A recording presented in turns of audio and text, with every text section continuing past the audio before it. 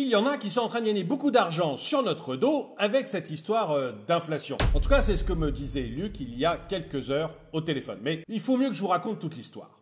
Luc et Lynn étaient devant la télé dans leur salon à Bureaucratieux et ils regardaient le journal. La présentatrice du journal, Jesse Diossi, était en train d'interviewer la mère à la mairie.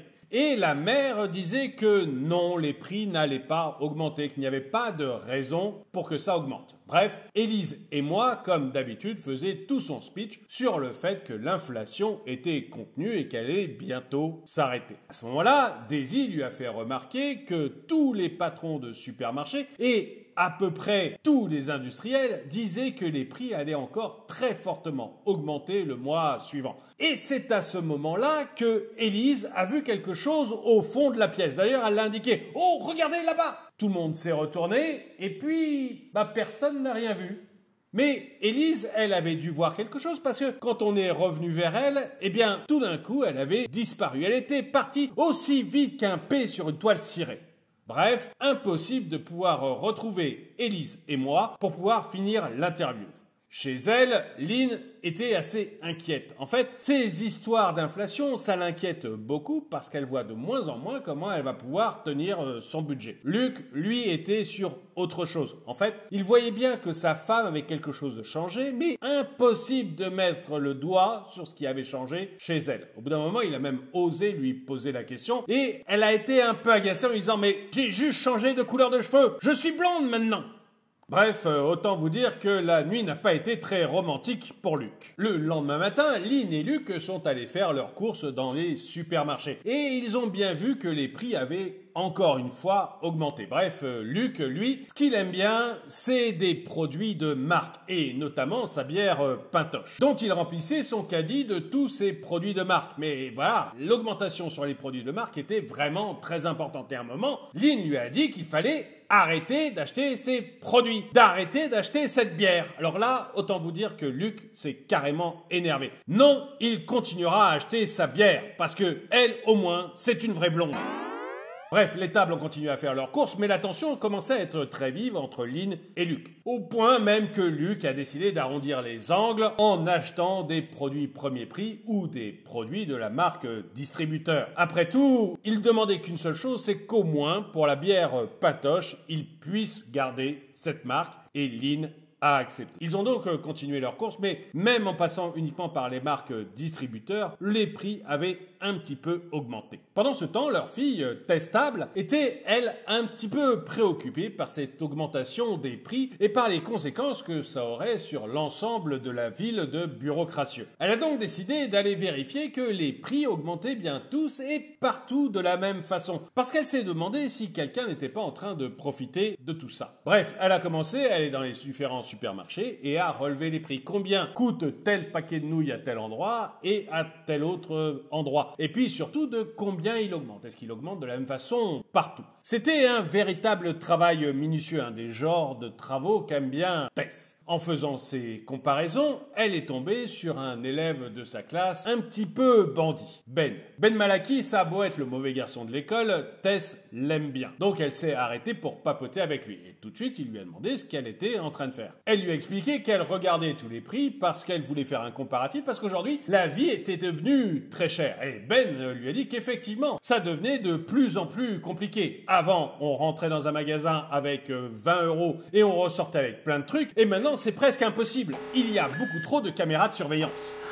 Quoi qu'il en soit, Tess a pu continuer son travail et a continué à relever les différents prix. Et puis après, elle les a comparés. Et là, ça a été la surprise. Elle s'est aperçue que certains magasins avaient réduit leur marge pour réussir à contenir l'inflation. Mais que d'autres avaient au contraire profité de l'inflation pour augmenter leur marge sur chacun des produits. Et comme par hasard, tous ces magasins appartenaient à l'homme riche de la ville, Prosper IT. Et les magasins de son enseigne phare, la chaîne alimentaire, avaient même des prix 30% supérieurs à ceux de ses concurrents. C'était un véritable racket qu'avait mis en place Prosper. En rentrant d'être allé faire les courses, Lynn et Luc Table se disent quand même qu'il faudrait faire quelque chose contre l'inflation. Dès le début de l'inflation, ils avaient déjà mis en place quelque chose, ils avaient commencé un potager. D'ailleurs, pour rigoler, Luc avait placé le potager juste devant la fenêtre de la salle de bain. Il disait comme ça que de voir sa femme toute nue, eh bien ça ferait rougir les tomates. Mais pas du tout, évidemment, ça n'a pas fait rougir les tomates. Bon, d'accord, les concombres sont énormes, mais c'est un pur hasard.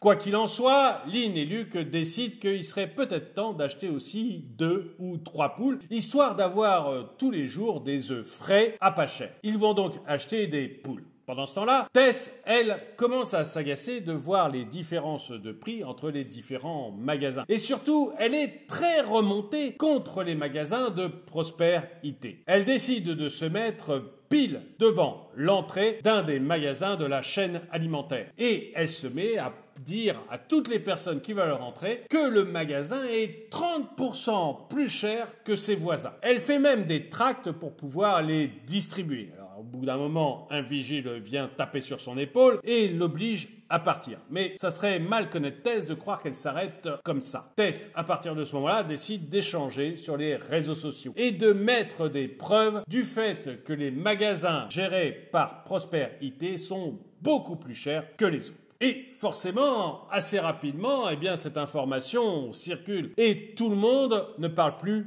que de ça. Prosper IT exagère. Et à un moment, ils deviennent même tellement énervés qu'ils se regroupent tous et vont faire une manif devant la mairie d'Élise et moi. Et ça met une certaine pression sur Élise et moi, qui avait promis de son côté que les prix n'augmenterait plus. Dès le lendemain, Élise demandait donc audience auprès de Prosper IT. Élise, c'est un fin politique. Vous savez ce que c'est qu'un politique. C'est quelqu'un qui a l'art d'obtenir l'argent des riches et les suffrages des pauvres en leur promettant de les protéger les uns des autres. Quoi qu'il en soit, donc, Élise arrive dans la salle de réception de Prosper et elle commence à lui dire qu'il y a des problèmes avec les prix dans ses supermarchés. Elle lui demande s'il veut bien baisser ses prix, tout simplement parce que la population commence à s'agacer. Elle lui parle de pain, de brioche et d'énormes risques qu'il y a de finir avec la tête au bout d'une pique. Prosper, lui, de son côté, a aussi quelques problèmes. Le boycott organisé par Tess commence à réellement fonctionner. Il y a de moins en moins de monde dans son magasin, la chaîne alimentaire. Et pour lui, c'est ce qui le touche le plus. Il gagne moins d'argent. Quoi qu'il en soit, donc, Prosper réfléchissait déjà à pouvoir baisser ses prix.